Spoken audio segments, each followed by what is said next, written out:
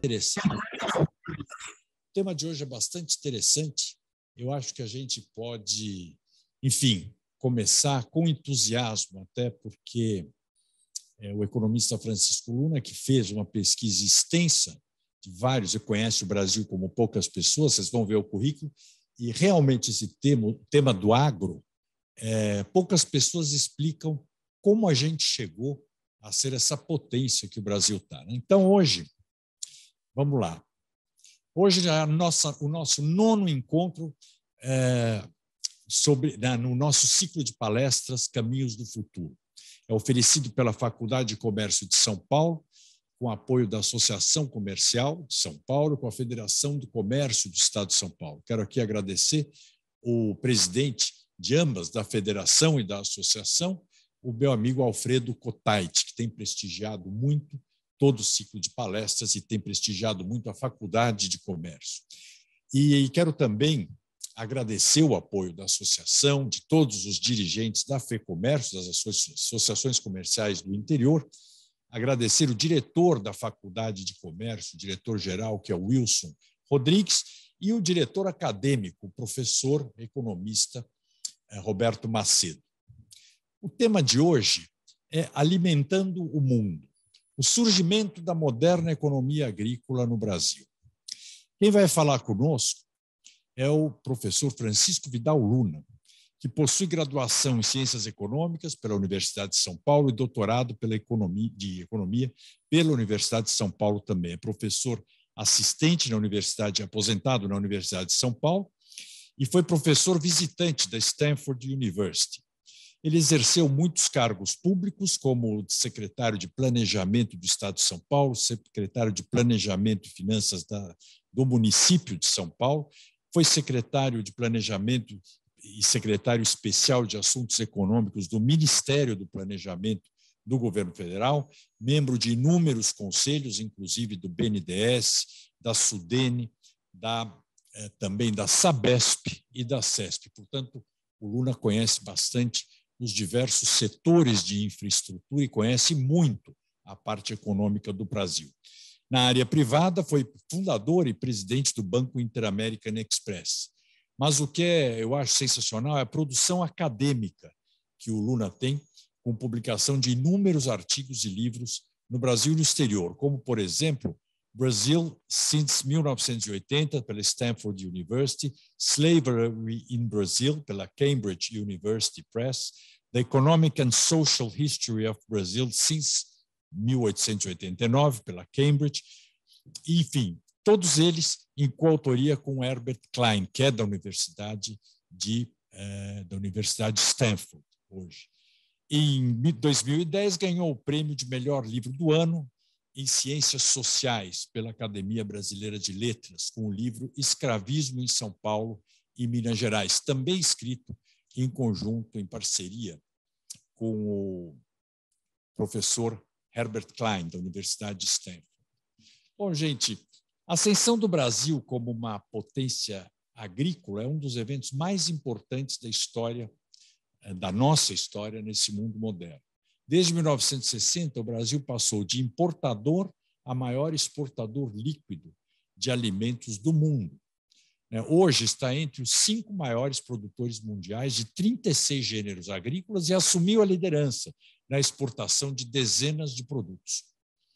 Haveria uma redução drástica na oferta mundial de alimentos sem a nossa produção, sem a produção brasileira, o que mostra o papel estratégico e importantíssimo que o Brasil tem no cenário, o quanto ele poderia aproveitar isso. Como é que será que nós chegamos a isso? Por que será que esse segmento evoluiu tanto, avançou tanto e alguns outros não? Será possível manter esse caminho ascendente? E será que o Brasil vai aproveitar essa vantagem competitiva que ele tem no mundo? Sobre isso é que o professor Luna vai nos falar a partir de agora. Professor Luna, boa tarde, prazer em ouvi-lo. Você que está na Espanha, se não me engano, vai falar para nós sobre esses temas que é palpitante e fundamental para a economia do nosso país. Como vai, André? Tudo bem? Estou na Espanha agora, estou aqui fazendo uma visita familiar e estou falando aqui de Barcelona, diretamente aí para Para mim é um orgulho poder participar desse ciclo de palestras que eu tenho acompanhado todas elas, tenho visto todas elas. Eu queria cumprimentar você, André, pelo convite, pela organização desse conjunto de palestras muito úteis, muito profundas. Eu quero agradecer à Associação Comercial, na figura do senhor Wilson Rodrigues e do amigo Roberto Macedo, colega da Faculdade de Economia, colega de várias outras atividades. E eu queria colocar basicamente, quer dizer, não é fácil entender o processo de desenvolvimento da agricultura brasileira. Se nós compararmos a agricultura brasileira com a indústria, nós vemos dois setores radicalmente diferentes que nasceram mais ou menos no mesmo momento, na década de 60, 70, a industrialização um pouco mais antiga, mas que seguiram percursos completamente diferentes nos últimos 40 anos. Eu vou fazer uma apresentação, eu vou abrir aqui a minha apresentação e eu quero discutir esse...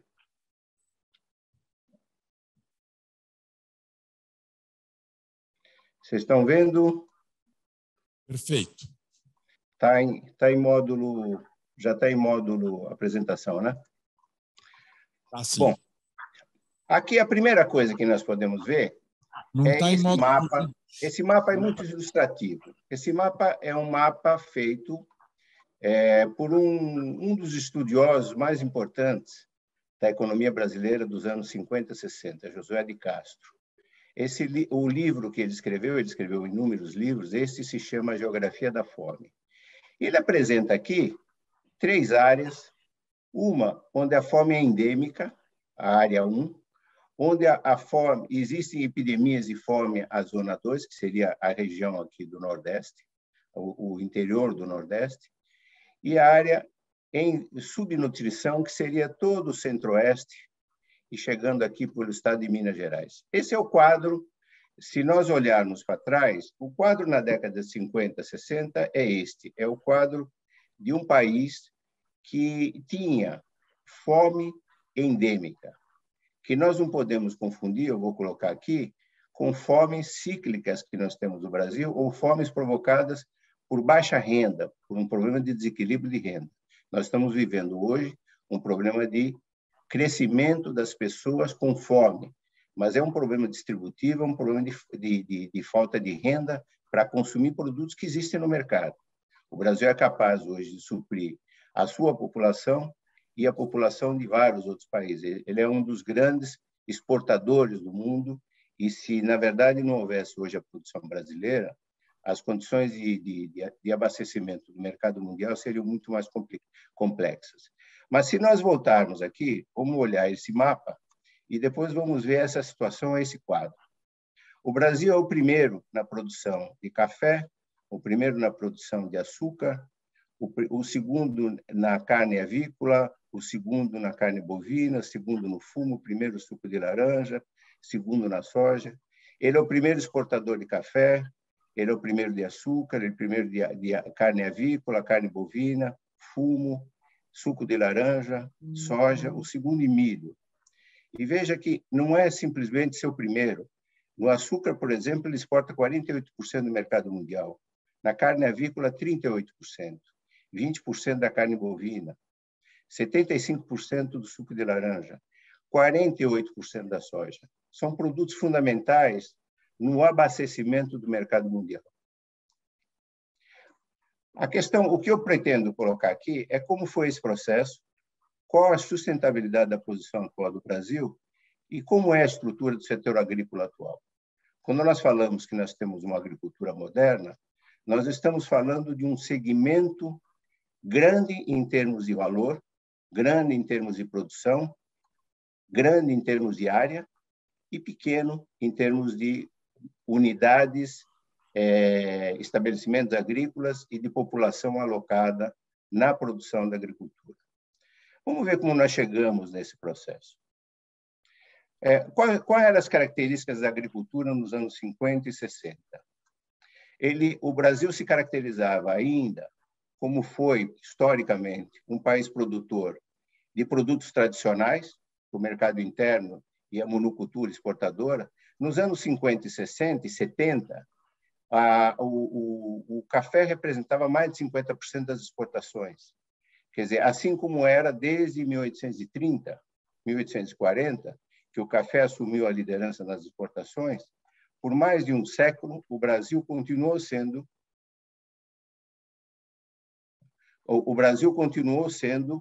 dependente da monocultura. Um produto, basicamente o café, e alguns outros produtos com produção esporádica que gerava excedentes de exportação. Voltando também nos anos 50, 60, a maior parte da população vivia no campo. Os 64% da população ainda era rural. Hoje, o Brasil é um dos países mais urbanos do mundo. Nós pensamos no Brasil grande, nós pensamos no Brasil agrícola, com uma área agrícola enorme, um país de dimensões continentais, mas hoje o Brasil é um dos países com maior nível de urbanização. Naquele período, a maior parte da população ainda vivia no campo. 2/3 da população vivia no campo. Grande parte da população rural era analfabeta. Aliás, uma parte importante da população total mesmo, a urbana, também era analfabeta. A terra se concentrava naquilo que a gente chamava de latifúndios improdutivos. Essa é uma coisa interessante, porque esse debate sobre o latifúndio improdutivo e o papel que ele exercia na contenção da potencialidade brasileira era um dos temas importantes que se debatia sobre o processo de desenvolvimento do Brasil. Nós tínhamos que acabar com os latifúndios improdutivos, nós tínhamos que distribuir a terra. A terra era uma reserva de valor e instrumento de poder. Vamos pensar lá nos coronéis do Nordeste, e isso aqui é basicamente a questão de instrumento de poder. E nós não tínhamos na agricultura nenhum tipo de suporte, nem de crédito, nem de instrumentos. Nós vamos ver que instrumentos a gente pode estar falando. E não havia nenhum tipo... Havia pesquisa, mas era uma pesquisa localizada em alguns produtos. Por exemplo, a agronômica de Campinas tinha um papel importante na produção de café, de algodão, alguns produtos específicos, de modo geral, para voltados para o mercado externo. Pouca pesquisa de produtos para o mercado interno. Nos anos 50 e 60, eu acho que quem tem eu acompanhei esse debate. O debate nos anos 50 e 60, pelos economistas, quer dizer, o Brasil viveu um período de 40, 50, 60, procurando encontrar um modelo de desenvolvimento. O debate não era inflação ou emprego, o debate era como, na verdade, nós podíamos sair da situação de um país pobre, um país de terceiro mundo, para fazer um processo moderno, de modo geral visto como necessariamente passando pela industrialização. E nesse debate, a questão da reforma agrária exercia um papel central. Por que a reforma agrária era importante? Porque, na verdade, qualquer processo de desenvolvimento que se imaginasse, e se houvesse um processo de industrialização, a questão do mercado era essencial. E para você criar mercado e ter renda distribuída de uma forma um pouco mais homogênea, na verdade, tinha que transformar essa população que vivia no campo como um trabalhador com poucos direitos, em condições pré-capitalistas de trabalho, relações pré-capitalistas de trabalho, eles tinham que ser transformados em pequenos produtores, eles tinham que ser transformados em consumidores, eles têm que ser incorporados ao mercado moderno, ao mercado consumidor. Senão, não havia escala para fazer um processo de desenvolvimento. Esse era basicamente o modelo, tanto as ideias da CEPAL, a CEPAL pregava isso, como os segmentos mais à esquerda, o Partido Comunista, a questão só era da gradação e a forma de fazer a reforma agrária. Mas a reforma agrária era vista como uma condição necessária, não suficiente, mas necessária de qualquer processo de desenvolvimento da economia brasileira, em particular da agricultura. Não haveria nunca uma agricultura com essa estrutura pré-existente.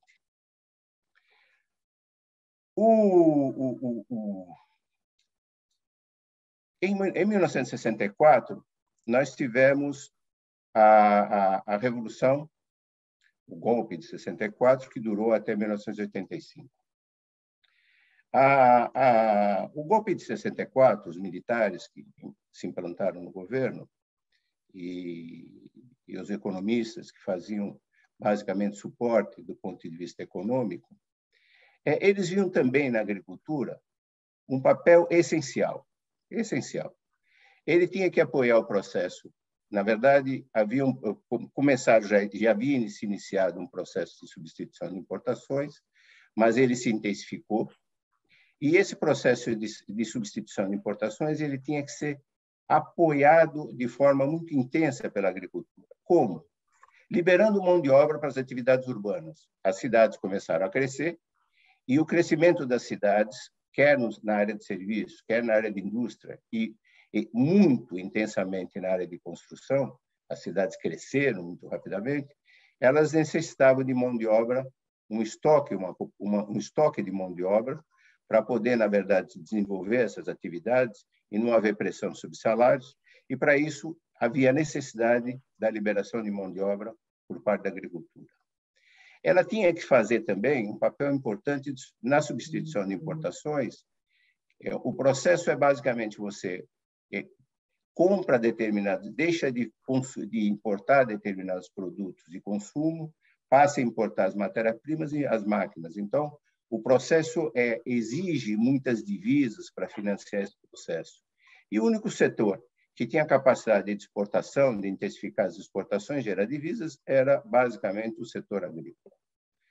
Ele tinha também, a agricultura deveria exercer um papel importante em mercado para essa indústria em expansão. E ele tinha que fornecer produtos baratos para a população urbana, para a população trabalhadora. No fundo, a forma de conter salários era manter o custo de vida relativamente baixo. Para isso, havia necessidade de alimentos baratos, uma parte deles com preços tabelados, com uma série de intervenções que o governo fazia, subsídios, controle de preços, controle de cotas de importação, de exportação, para fazer com que, na verdade, a população local, principalmente a urbana, ela pudesse, na verdade, ter alimentos com um custo de vida relativamente barato. O que eles fizeram nesse período? Bom, em primeiro lugar, eles abandonaram a ideia de reforma agrária. Então, tudo que nós veremos que foram as medidas que, na verdade, foram sendo implementadas, elas foram feitas mantida a estrutura agrária existente. Por isso, este processo de transformação e de modernização brasileira é, por muitos autores, chamada de modernização conservadora, porque ele foi uma modernização, ele teve efeitos, mas ele não destruiu a estrutura do campo. Ele vai ser depois, a estrutura do campo vai sendo modificada ao longo do tempo, mas ele não foi um pré-requisito para fazer essa transformação. Ela foi depois, houve uma transformação importante no campo como consequência da transformação, mas ele não foi o processo que iniciou a transformação da agricultura brasileira. Houve uma série de controles de mercado, Instituto de Açúcar do Álcool, IBC, controle sobre o trigo era controlado tudo, a produção, a importação, quanto cada moinho podia refinar, havia um controle absoluto do mercado de trigo. Como era mais ou menos também do açúcar e do álcool, havia cotas de produção, preços do açúcar, preço do produto final. O cacau também tinha controle, e havia uma série de tabelamentos e cotas de importação. Essa agricultura, como nós olhamos... Luna, o pessoal mais jovem que está aqui, não sabe, quando você fala cotas, ou seja, o governo definia quanto cada produtor podia produzir, não é isso? Seja de cacau, seja de trigo... No caso do trigo e do... No caso do trigo e do açúcar e do álcool, é exatamente isso. Cada usina tinha uma certa cota, a tendência natural era a superprodução, e a tendência natural era de sair das regiões menos produtivas, que era o Nordeste, e vir para as regiões mais produtivas, onde se encontrava o mercado, que era o Centro-Sul, São Paulo. Então, o governo, para impedir esse tipo de movimento, ele fixava cotas. Cada usina podia produzir um certo volume de açúcar ou de álcool ele tinha que comprar tantos por cento de cana de fornecedores, e ele ia vender o açúcar, ele ia pagar tanto pela cana e ia vender tanto pelo açúcar, ia receber tanto então, pelo ou seja, um dirigismo absoluto do Estado. Absoluto. No trigo mais ainda. Que cada empresa pudesse produzir. Quem definia o quanto era o Estado. Se você quisesse aumentar a sua produção, você tinha que comprar uma cota.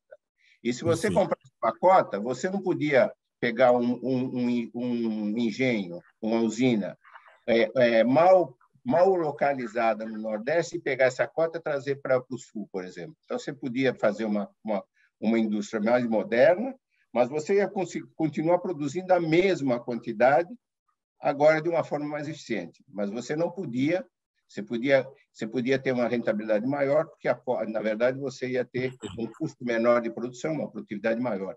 Mas você não podia alterar isso. O engenho sem tecnologia estava assegurada a cota dele lá. Ele estava mantido, tanto assim que até a década de 70, 80, até a década de 70, uma grande parte da produção brasileira ainda é de engenhos, não é de usinas. A década de 40, 50 ainda é de engenhos, não é de usinas. É engenho com uma tecnologia, quer dizer, o antigo banguê, que era uma coisa extremamente ultrapassada, quer dizer, mas ainda tinha uma importância grande na produção de açúcar no Brasil. No caso do trigo, a situação era mais complexa. No caso do trigo, o Brasil não tinha eficiência na produção de trigo. Hoje tem. Eu trabalhei no governo federal e, naquele período, o Brasil consumia 6 milhões de toneladas de trigo. E o Brasil produzia praticamente 6 milhões de toneladas de trigo. Provavelmente, o custo de produção não tinha nenhuma associação entre o custo de produção e o preço que o consumidor pagava. Então, cada moinho tinha a sua cota, ele tinha que comprar o trigo dos fornecedores do mercado local, ou, eventualmente, ter uma cota de importação, mas no mercado ele ia pagar um determinado preço, que era suficiente para o produtor, ainda que ineficiente, ser rentável, vendia esse trigo.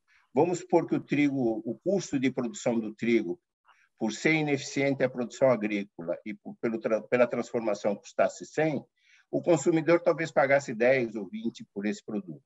O resto era subsídio. O governo agora pegava esse produto, quem comprava era o governo, ou ele mandava vender, quer dizer, havia uma diferença, essa diferença entre o custo total de produção e o preço do mercado consumidor era totalmente absorvida pelo governo num conjunto de subsídios extraordinários. Naquela época, por exemplo, era um dos itens mais importantes, um dos itens importantes de custo fiscal, a agricultura como um todo, mas principalmente o trigo. E isso era em tudo. Esse era o IBC, também tinha, não tanto cota, mas as exportações eram feitas normalmente pelo IBC, ele controlava quanto você fazia, quanto você podia exportar.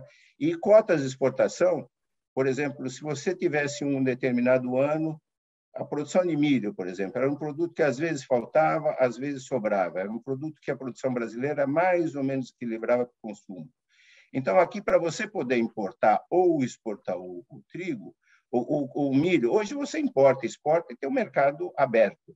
Lá você abastecia o mercado local com a produção nacional e a importação ou exportação de milho, se sobrasse ou se faltasse, era determinado pelo governo. Você tinha que pedir uma autorização e o governo te autorizava a importar X toneladas de milho. Todos os produtos importados e exportados tinham que passar, basicamente, por uma autorização prévia do governo que avaliava o interesse ou não de abastecimento do mercado local ou de permitir exportações.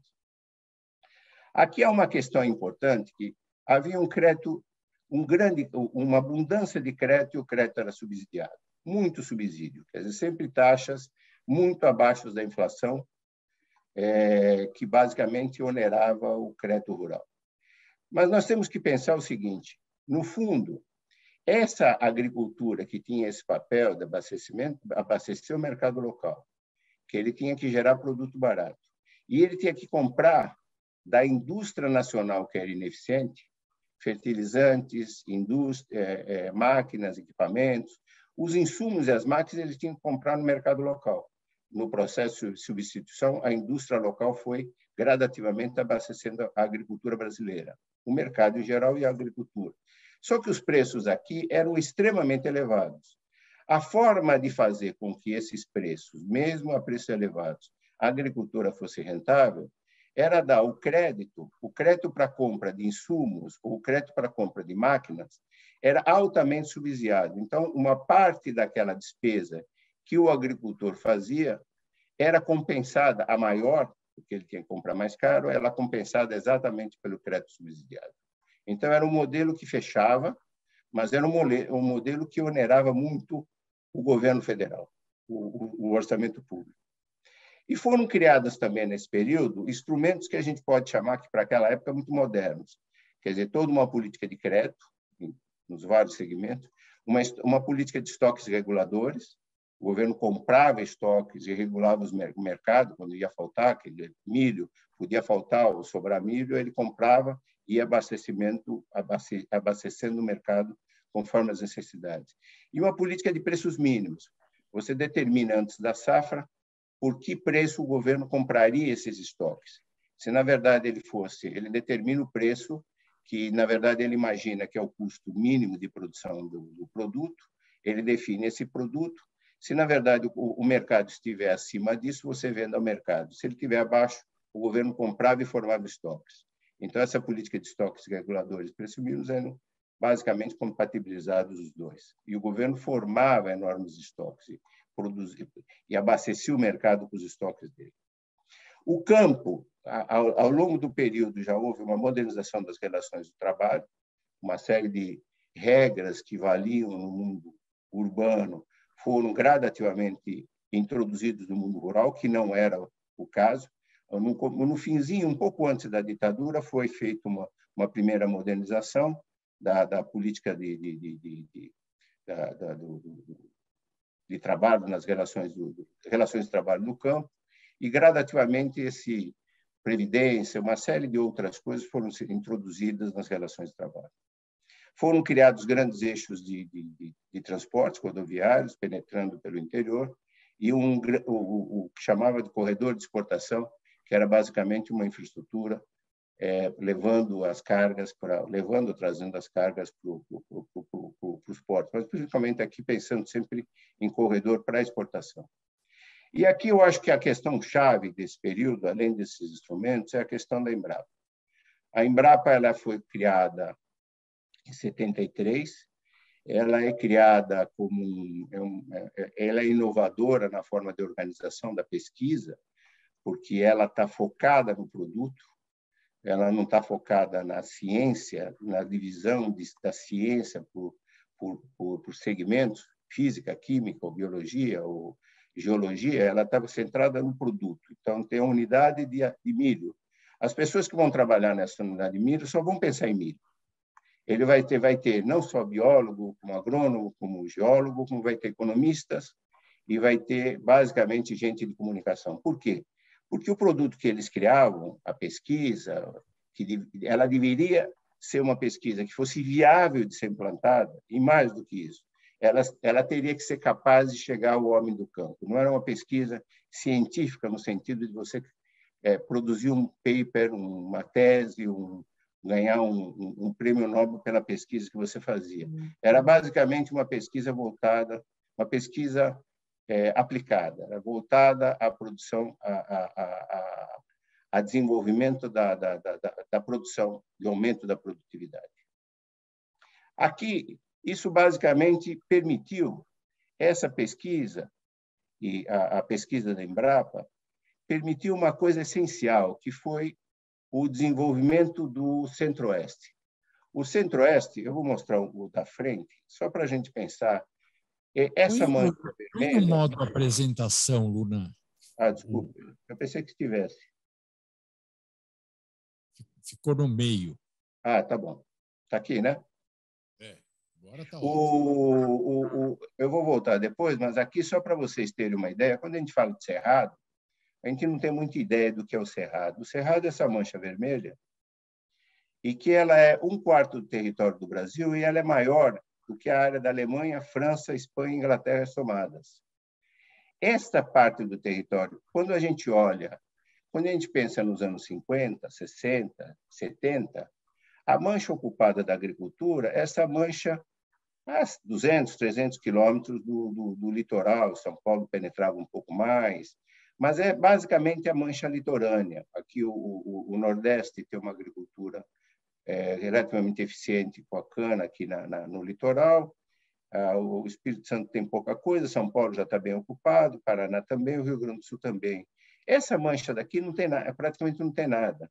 Essa região era uma região, quer dizer, o Cerrado é uma região tipo savana, que ele, nas condições técnicas da década de 60, 70, se você desmatava uma área de terra e plantava, você fazia normalmente se plantava primeiro o arroz, a primeira safra era arroz, depois se plantava 2 ou 3 safras mais, e a terra ela se salinizava, ela perdia a capacidade produtiva. Não havia tecnologia até a década de 50, 60 para ocupar economicamente com a agricultura este espaço do território nacional, que é uma mancha enorme. Hoje é o celeiro do mundo. Esse aqui é o famoso Centro-Oeste, é o celeiro do mundo. Ele vai até lá no norte, Maranhão, ele pega uma parte da Bahia, muito rica, ele pega esse pedaço aqui, sul de Maranhão, Piauí, Tocantins e Bahia, que é Mato Pita, que é basicamente uma área muito produtiva, e o Mato Grosso, que é hoje o estado com a maior produção de grãos do Brasil e é um dos maiores centros de produção de grãos do mundo. E isso, basicamente, ele vai sendo feito através de 2 questões. Primeiro, a questão da Embrapa, que vai desenvolvendo tecnologia de ocupação desse território. Isso se deve essencialmente à pesquisa. Isso não foi uma pesquisa desenvolvida no Brasil, uma pesquisa que a Embrapa tem papel fundamental. Pode haver outros centros também, mas o papel essencial e fundamental foi da Embrapa. E não dependia só da existência de tecnologia. Também houve um empresário empreendedor, que são os chamados gaúchos. O estado do Rio Grande do Sul, parte do Paraná, mas principalmente o estado do Rio Grande do Sul, tem uma ocupação muito antiga do ponto de vista de uma agricultura. No começo do século XIX, foram feitas colônias de povoamento com pequenos agricultores. Esses pequenos agricultores se consolidaram, se desenvolveram, eram alemães, eram italianos, várias áreas, foram colonizadores de vários países europeus e que desenvolveram uma agricultura bastante eficiente para aquele período, de pequena produção voltada para o mercado interno. Esses chamados gaúchos, o pessoal lá do Rio Grande do Sul, as áreas foram sendo fracionadas ao longo das gerações, e quando chegou basicamente nos anos 50, 60, o problema no Rio Grande do Sul era o problema já quase do minifúndio, no sentido de que as áreas já eram pouco... havia um desgaste da terra pela longa exploração e havia um fracionamento muito grande, e esses gaúchos eles acabaram sendo aqueles empresários que ocuparam o Centro-Oeste. Você anda pelo Centro-Oeste, você vai encontrar várias cidades com nomes gaúcho não sei o quê, quer dizer, várias denominações, e eles foram os bandeirantes desse período, foram principalmente, são não só do Rio Grande do Sul, mas do Sul, mas eles são os chamados de gaúchos. Eles tinham conhecimento agrícola que vinha já de gerações, eles foram em busca de maiores áreas. E aqui é uma coisa importante, a diferença entre essas migrações de gaúchos e os assentamentos que depois eu vou falar aqui na frente, os assentamentos que acabaram substituindo, por parte do governo, ao invés de fazer reforma agrária, ele criou o programa de assentamentos, programa de colonização e reforma agrária, que no fundo são assentamentos. E esses assentamentos, eles são feitos com pessoas, quase 1 milhão de famílias foram assentadas. E esses assentamentos são feitos com pessoas ou que são do campo, mas sem conhecimento, quer dizer, um cortador de cana, um trabalhador eventual que trabalhava na safra, numa determinada safra, um trabalhador boia-fria antigo, um trabalhador já do urbano, eles eram assentados sem nenhuma tecnologia. Eles não tinham conhecimento da agricultura e o governo também não era capaz de fornecer infraestrutura e conhecimento técnico para eles se desenvolverem. E, na verdade, eles acabaram não... a maior parte, quer dizer, os estudos mostram que a maior parte dos assentamentos que foram feitos não deram resultado. Quer dizer, muitos acabaram se reunificando as áreas, alguns mais empreendedores compraram os outros foram abandonar as áreas. Então, na verdade, isso aqui não se transformaram nos antigos núcleos de povoamento que foram feitos no começo do século XIX no sul do país. Aqui, o resultado que nós temos com aquela política agrícola, com o desenvolvimento tecnológico da Embrapa, com a ocupação gradativa do Centro-Oeste, é uma agricultura muito mais moderna, com a intensificação do uso de insumos modernos, máquinas, novos produtos exportáveis, suco de laranja, soja, açúcar e carnes, e uma dramática redução do trabalho no campo pela mecanização. Isso não foi de uma vez só, foi aos poucos. Hoje, o campo moderno, agrícola moderno, quer dizer, esse agrícola exportador de grão, não usa ninguém, não usa trabalho. Quer dizer, basicamente, você contrata máquinas, vem um operador e você, basicamente, em alguns momentos, ou para limpar o terreno, para fazer a colheita, para plantio, o colheita, você chama máquinas por alguns dias vem uma máquina, uma bateria de máquinas, várias máquinas vêm ao mesmo tempo, os operadores, mas essa é a mão de obra que é utilizada diretamente no campo. O campo não tem ninguém. O campo moderno, o campo da agricultura moderna. Aqui houve também uma coisa importante, que houve um grande aumento de produtividade. Eu vou mostrar um gráfico depois. Agora, o aumento contínuo da produtividade, como ocorreu, ele só poderia ser possível com um aumento com a capacidade de exportação. A agricultura, você não consome... Se você precisa mesmo que se a produtividade aumenta e você pode abaixar o preço do feijão, você não come 2 quilos de feijão se você quer comer um. Quer dizer, ele é um produto que, na verdade, a partir de um certo ponto, se não houver um crescimento contínuo do mercado, e, no caso, só pela abertura do mercado que é possível, ele chega num nível que a agricultura chega a um nível que ele estanca a produtividade. E quando o Brasil estava aumentando a produtividade, ele foi capaz, na verdade, de se inserir no mercado externo e ganhar ganhar dimensão e tamanho para se modernizar. E nós podemos dizer que quando chegou nos anos 80 e 90, a questão da fome, que era endêmica nos anos 50 e 60, ela desapareceu. Ela passa a ser agora um problema distributivo.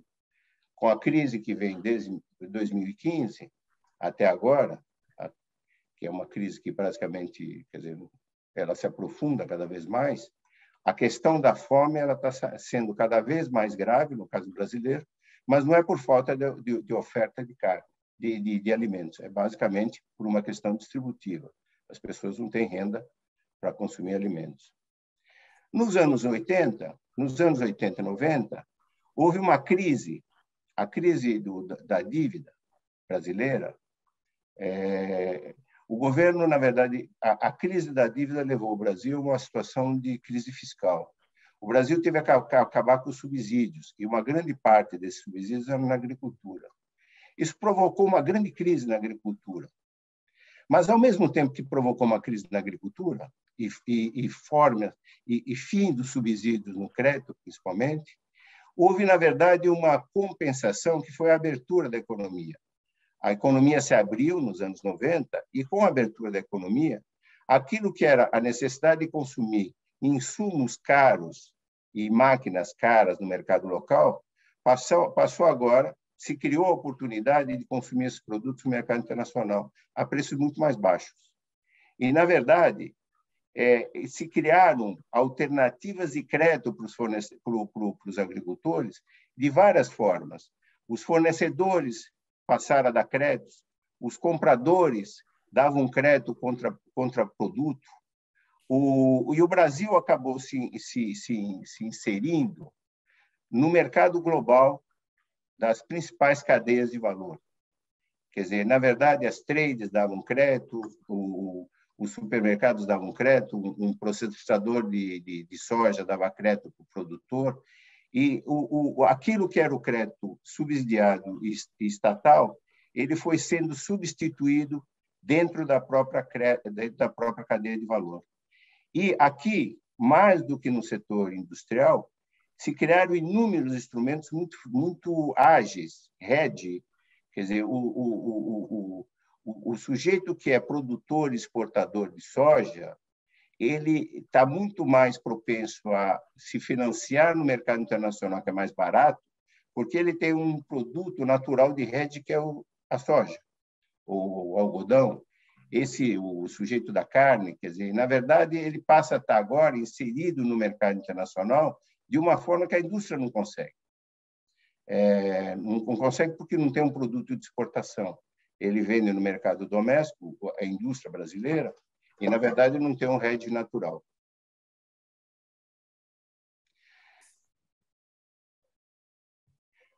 O Brasil se beneficiou também da questão de forte demanda da demanda internacional do produto, principalmente pelo efeito China. Olha o que acontece com os preços aqui. Se nós estamos aqui nesse período de 1975 até 2001, nós estamos com preços relativamente estáveis. Na verdade, 30 anos de preços relativamente estáveis. Olha o que acontece em 10 anos, eles dobram de preço.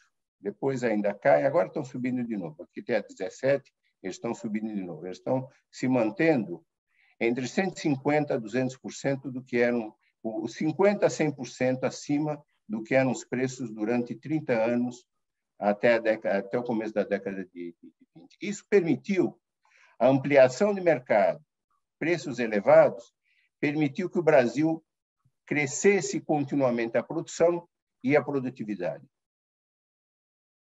E o Brasil se tornou um dos maiores produtores e exportadores mundiais de produtos agrícolas. O Brasil é o mais importante produtor tropical do mundo.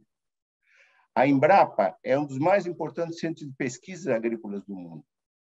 E o apoio governamental foi fundamental, pelos instrumentos, pelo crédito rural, pela geração de uma série de instrumentos financeiros e, basicamente, pelo papel que a Embrapa acabou exercendo.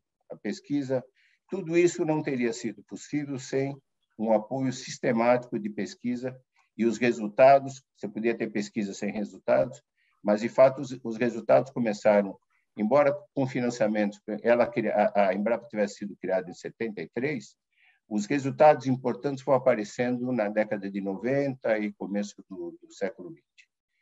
O aumento da produtividade é exponencial a partir dali. E aqui, extremamente importante para explicar também a existência desses agricultores empreendedores que desbravaram o Cerrado. Aqui é o valor das exportações brasileiras. Aqui nós estamos no ano 2000. Olha o que acontece aqui. Nós temos um crescimento sistemático desde a década de 70, mas o crescimento da exportação aqui em dólares, bilhões de dólares, ele é exponencial, né? Nós passamos de 20 para 100 praticamente, multiplica por 5 em 20 anos. E continua crescendo as exportações de produtos agrícolas, que é 17.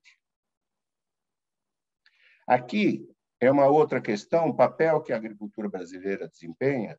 O Brasil, ele gera o maior superávit agrícola do mundo. Nenhum outro país tem um superávit como o Brasil.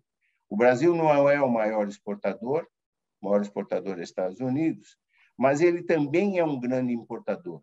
E o Brasil não é importador de produtos agrícolas. Quer dizer, aqui, essa curva em vermelho, são as importações de todo o ciclo agrícola. Quer dizer, na verdade, todo o consumo do agronegócio está aqui dentro.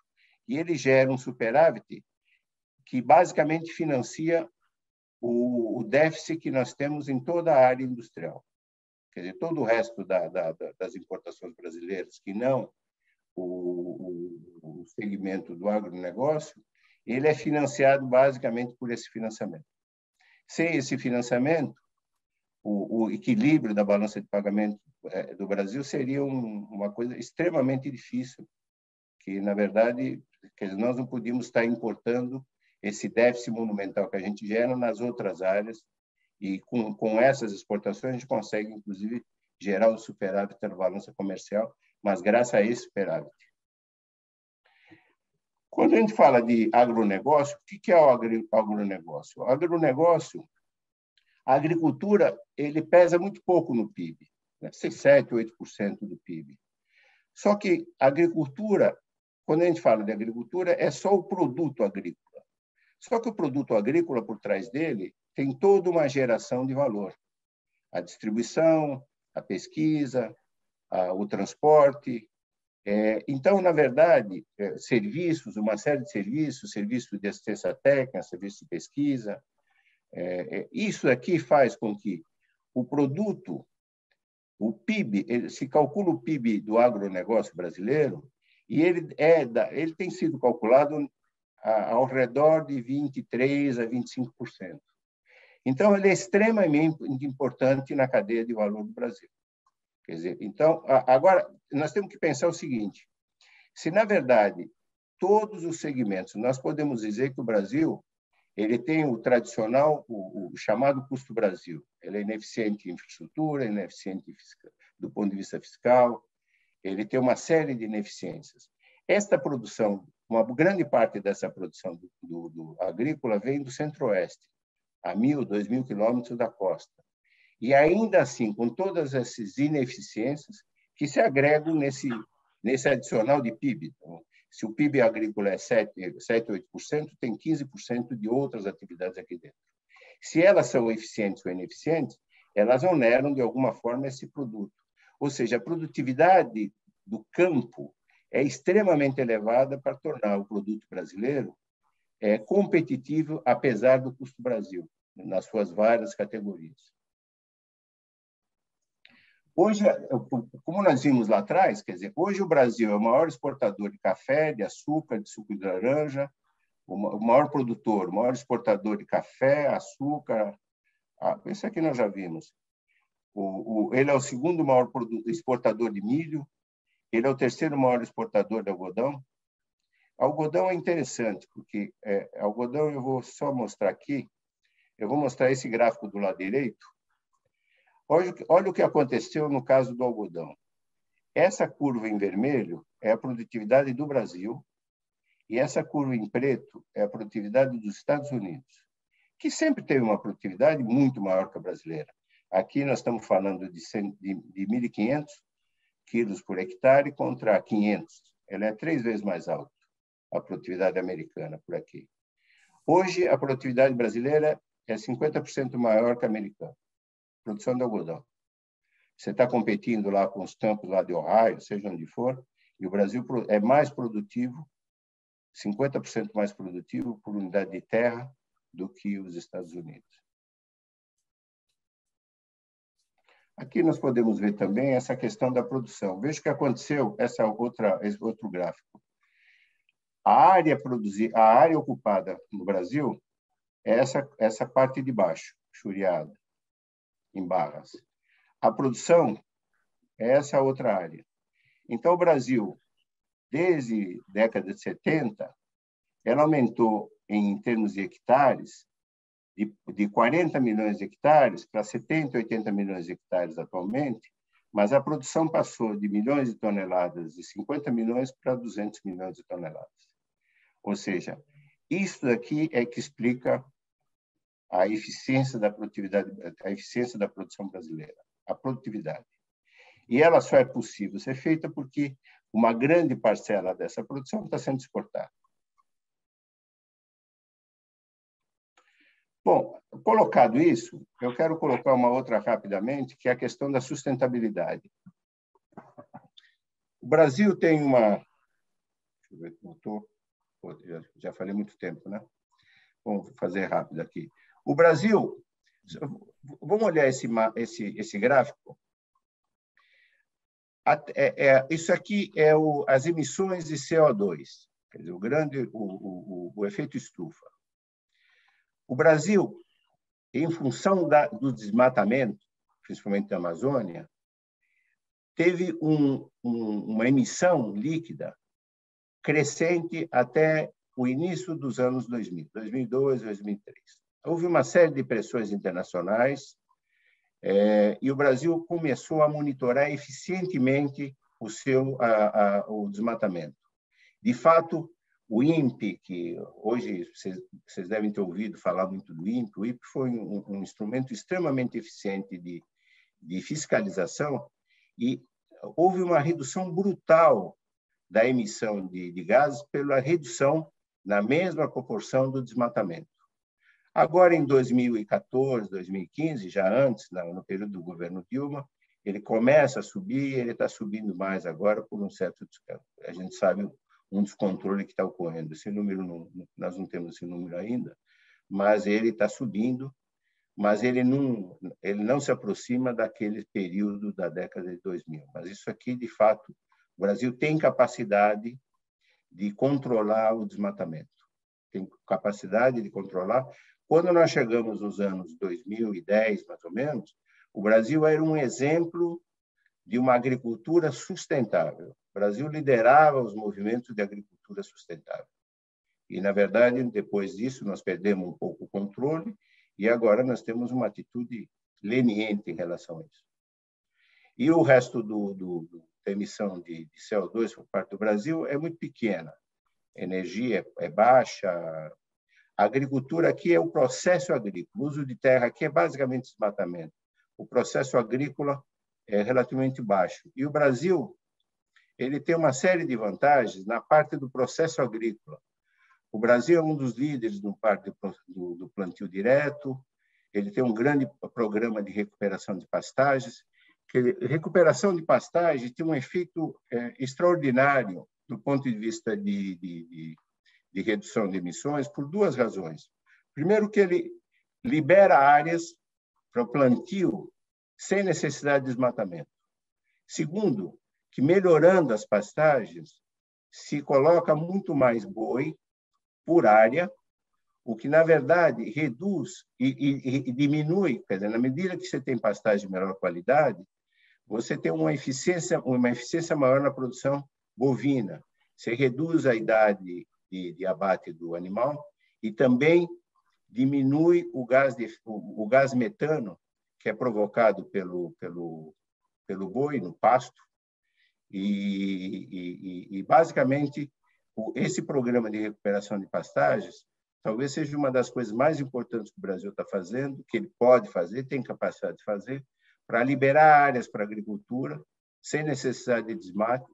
Você pode ampliar a produção sem desmate adicional, e, na verdade, você pode reduzir muito o efeito do gás por parte do gado, que hoje é colocado como além da questão na agricultura, a pecuária é apontada como principal causa de gás de efeito estufa.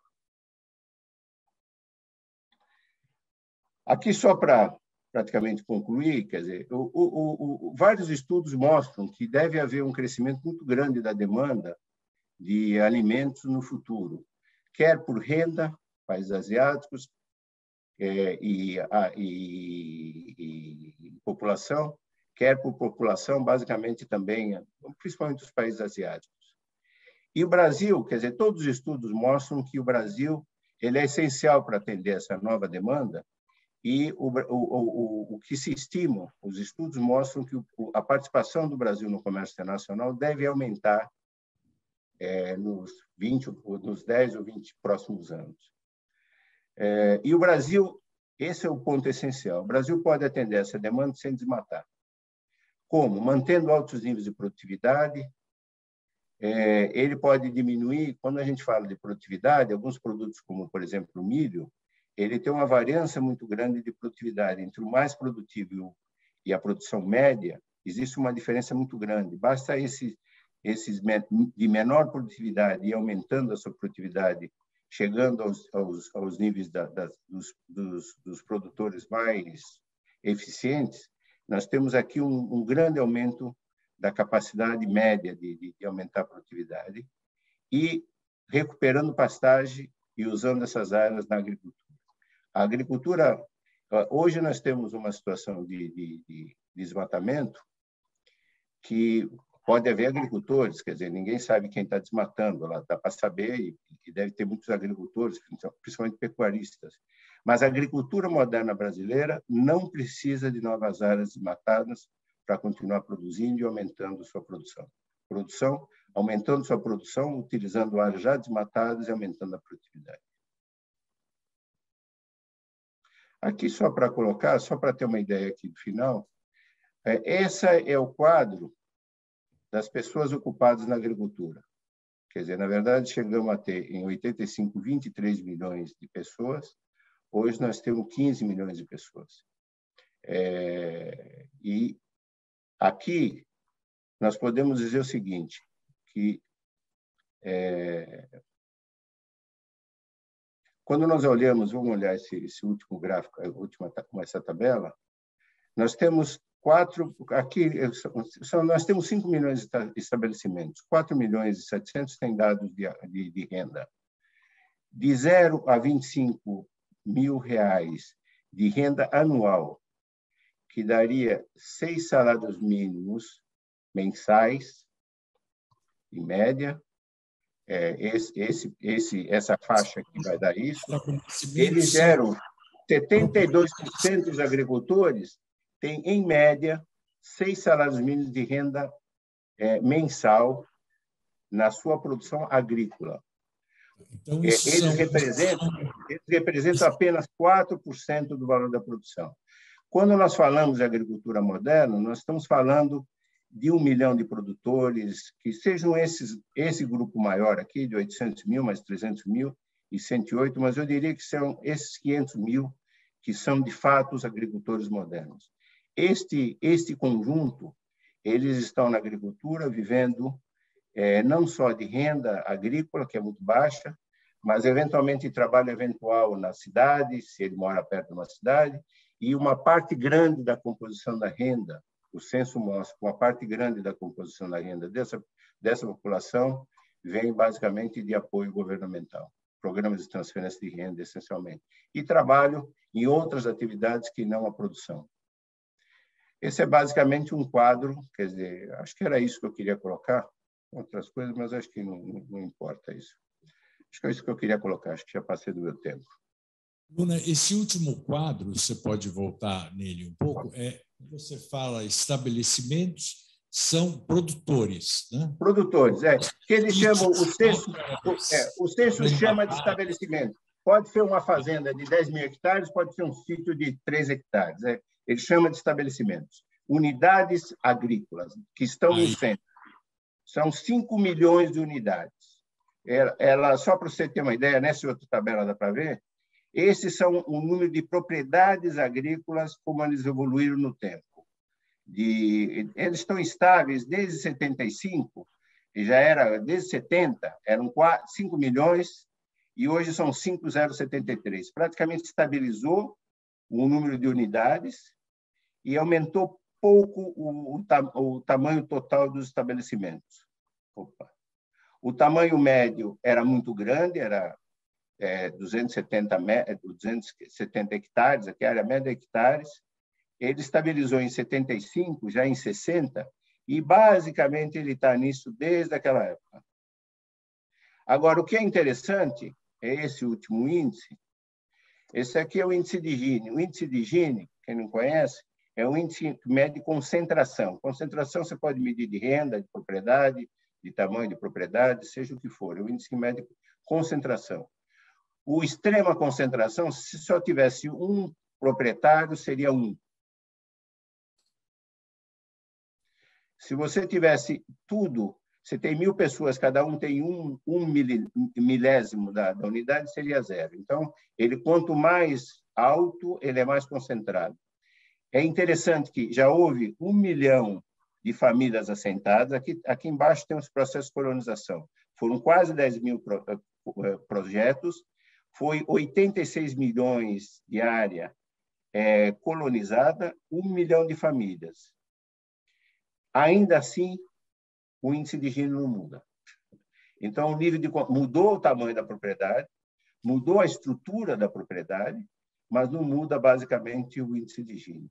Aqui, só para ter uma ideia também, quando tem uma falácia de que, na verdade, o pequeno produtor é que produz, ele tem um emprego. A maior parte dos empregos estão no pequeno produtor, mas ele não é importante no total da composição da produção.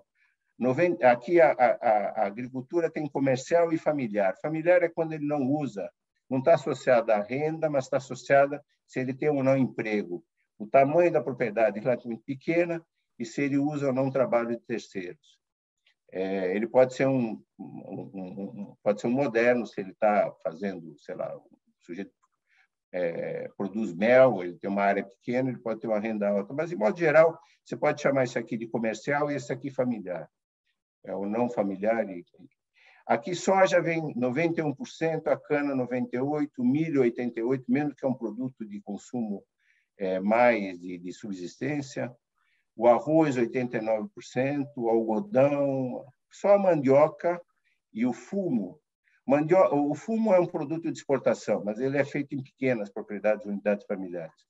E a mandioca, de fato, é um produto de subsistência e eles têm a maioria da produção. Mas é um produto com muito pouca importância econômica na agricultura, quer dizer, quando você vai o valor econômico desse produto.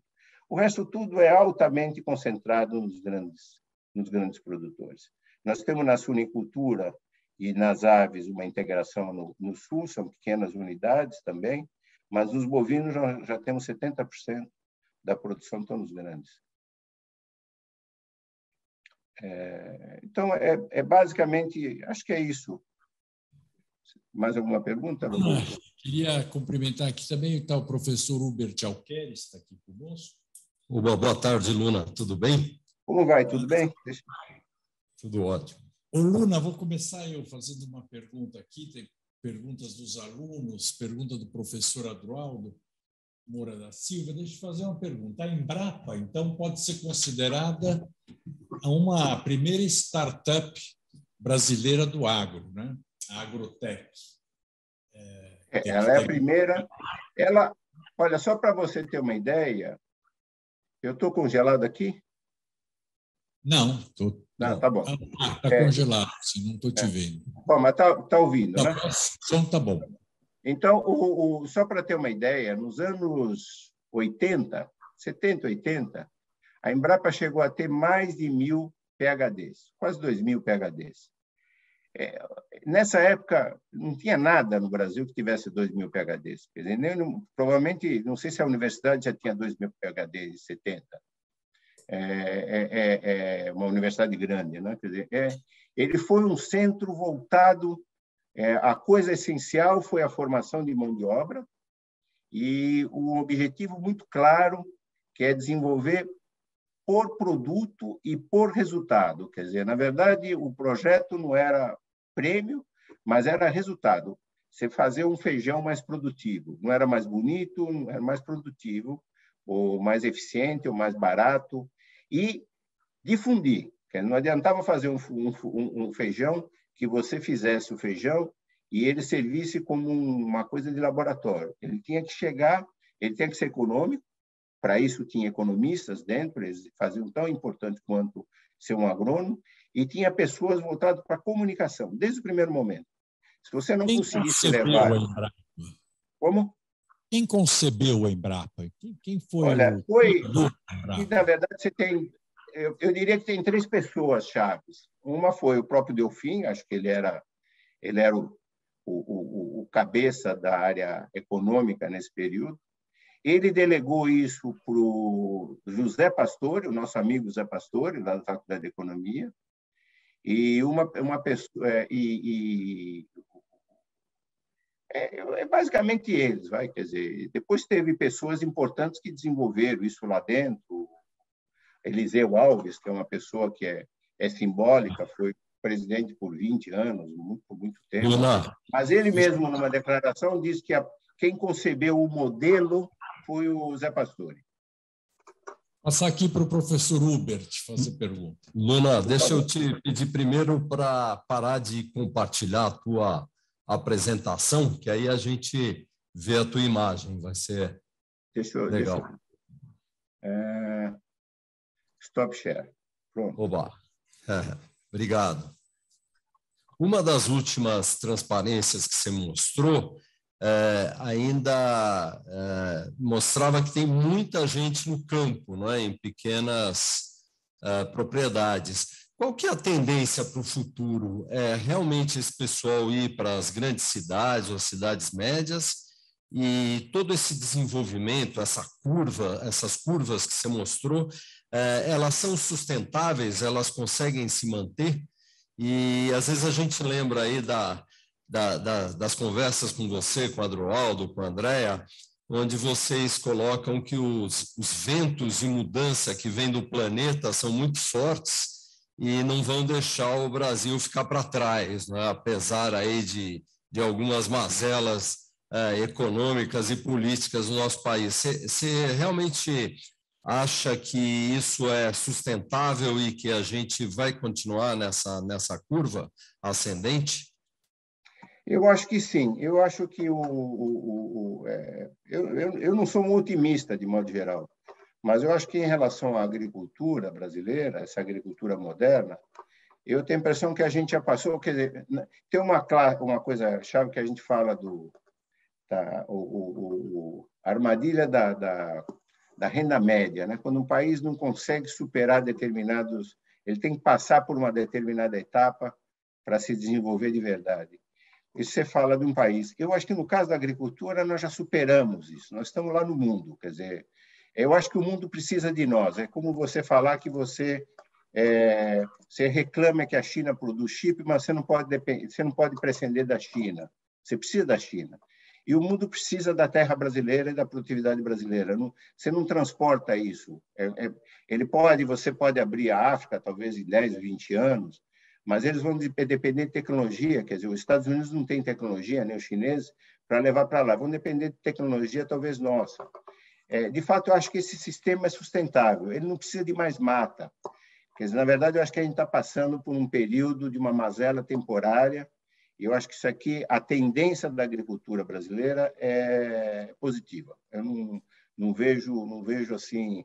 Claro, você pode ter. O que vai ser a agricultura brasileira com o aquecimento global? Não sei. Isso são questões que, na verdade, ninguém sabe bem o que vai acontecer.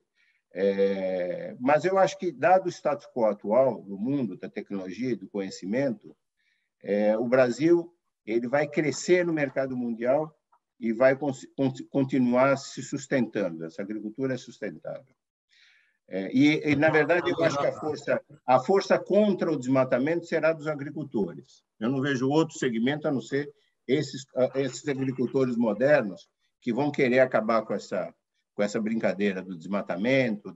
São crimes, né? São criminosos que estão fazendo isso. Até porque o mercado externo não vai aceitar os nossos produtos se não continuar vou aceitar. nessa...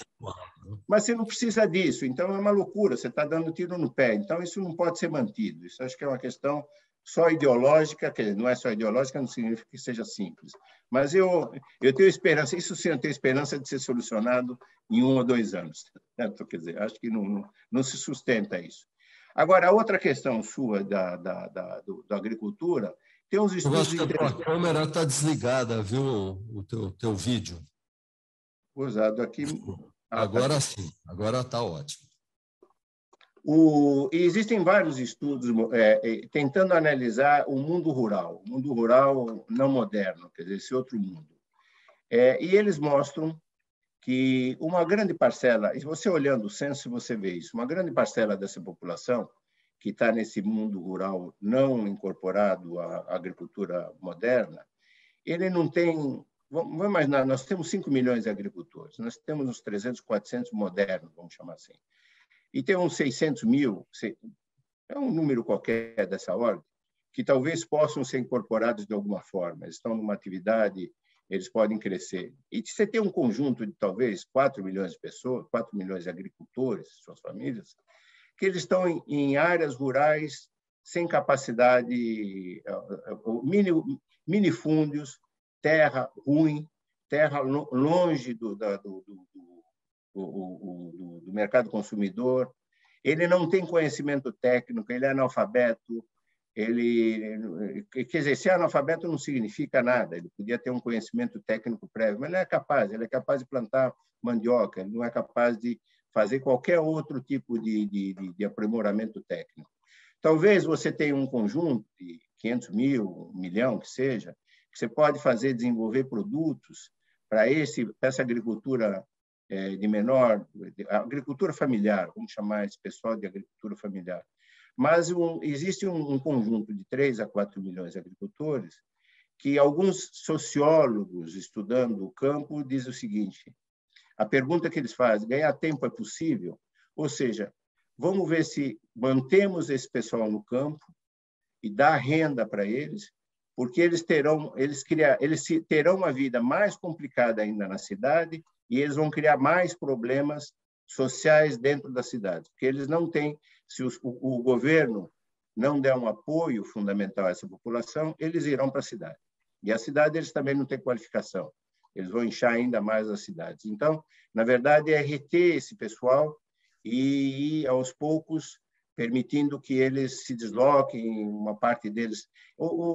É interessante, tem alguns estudos também que mostram o seguinte: se ele vive numa região que se desenvolveu economicamente, ele tem subsistência, ele tem sobrevivência. Não como agricultor, mas ele é caseiro, numa casa de campo, ele trabalha na área urbana, 2 filhos trabalham na cidade, a mulher é caseira, ou a mulher vai para a cidade para fazer uma outra atividade.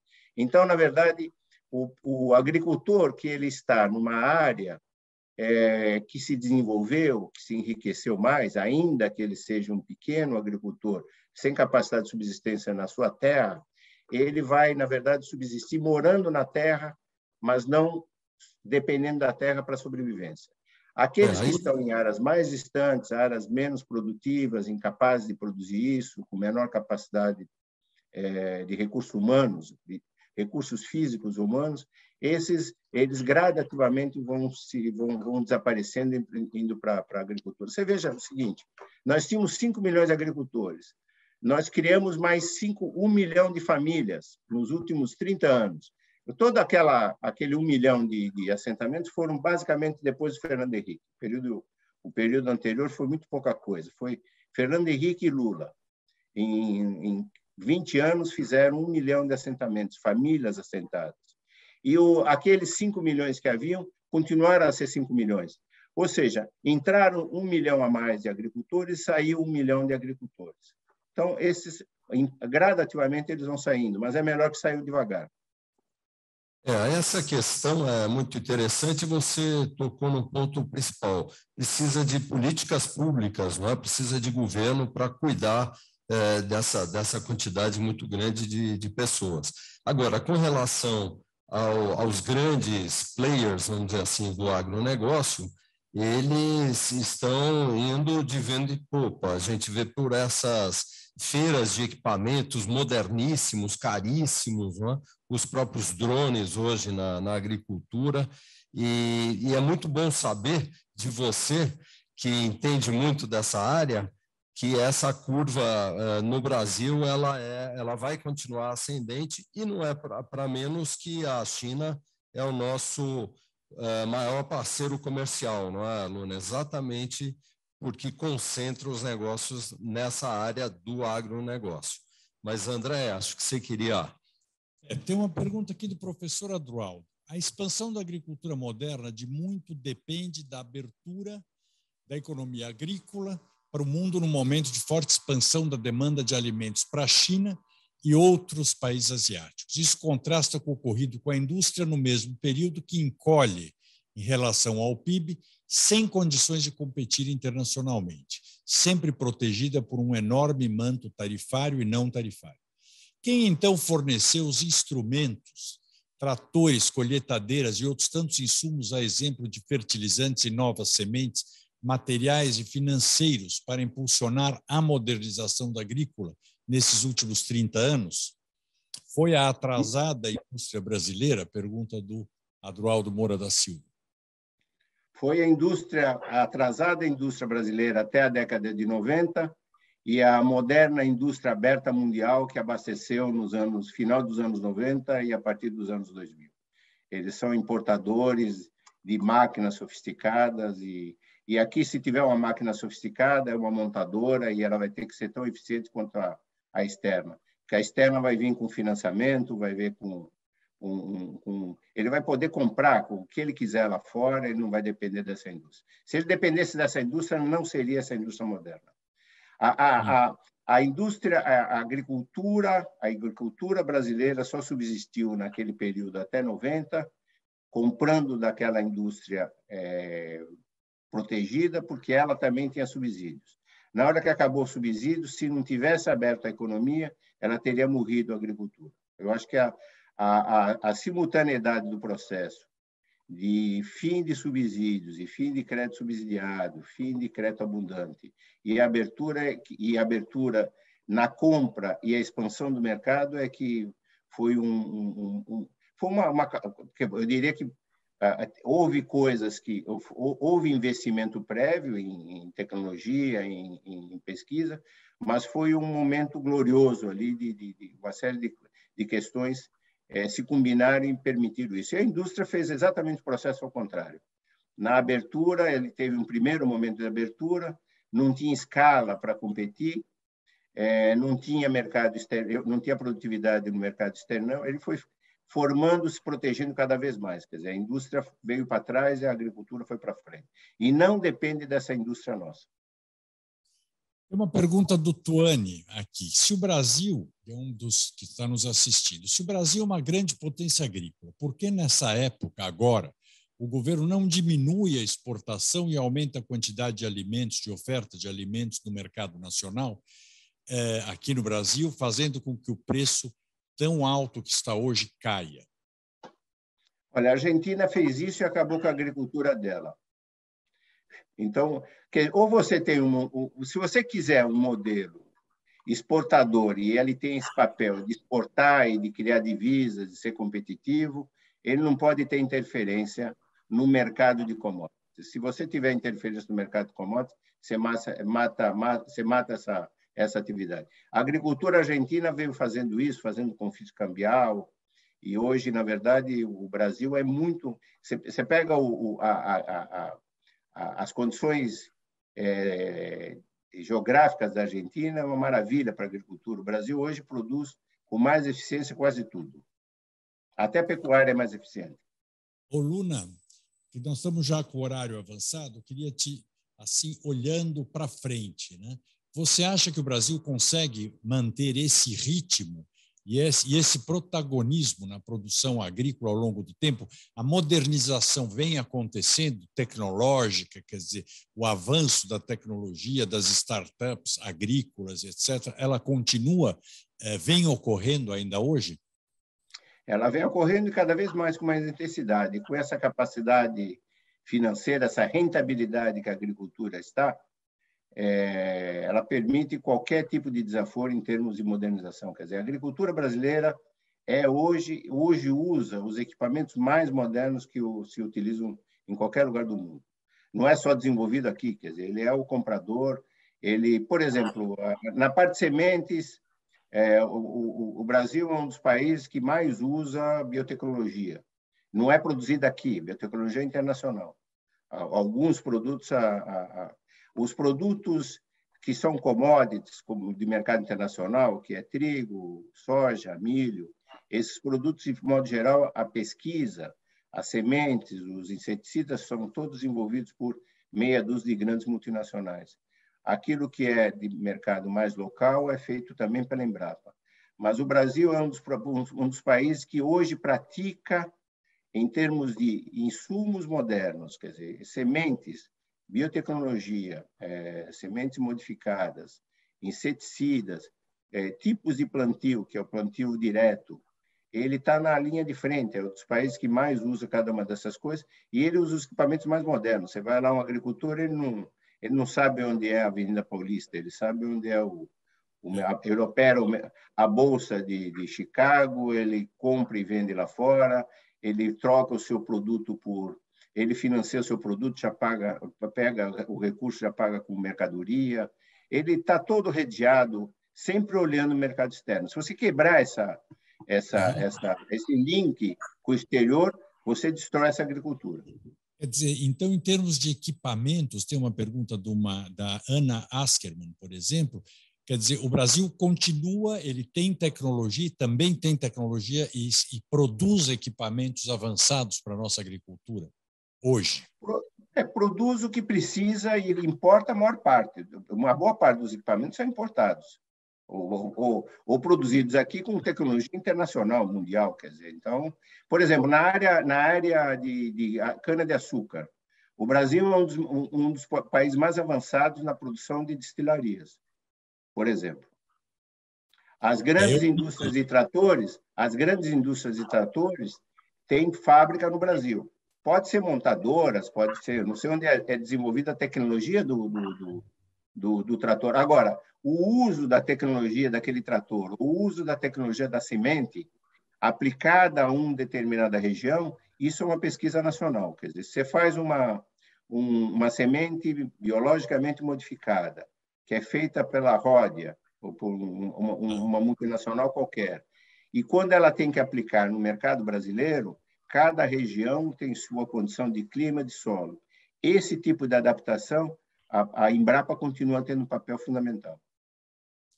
Perfeito, Luna. Acho que o que é interessante também é de lembrar, né, que teve o desenvolvimento agrícola, quando você fala da fronteira e dos gaúchos. Eu me lembro quando eu queria fazer uma destilaria de álcool no território de Roraima, isso foi em 85, eu me lembro que tinha os assentamentos em Roraima feitos pelo INCRA.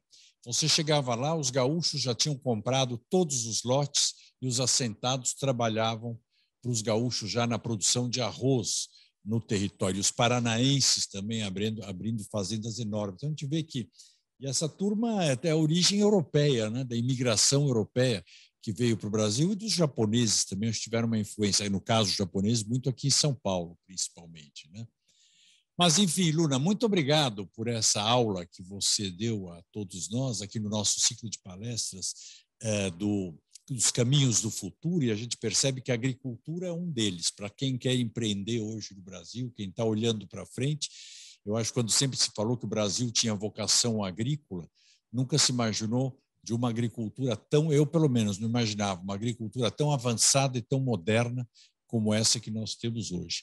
Luna, obrigado mais uma vez a você, ao professor Klein também, que ajuda sempre nas suas pesquisas, que trabalha com você, pela sua disponibilidade de fazer esse registro aqui para a Faculdade de Comércio, a aula que ficará nos arquivos e no canal da Faculdade de Comércio e também depois do nosso centro de estudos aqui. Professor Hubert Alqueires, muito obrigado.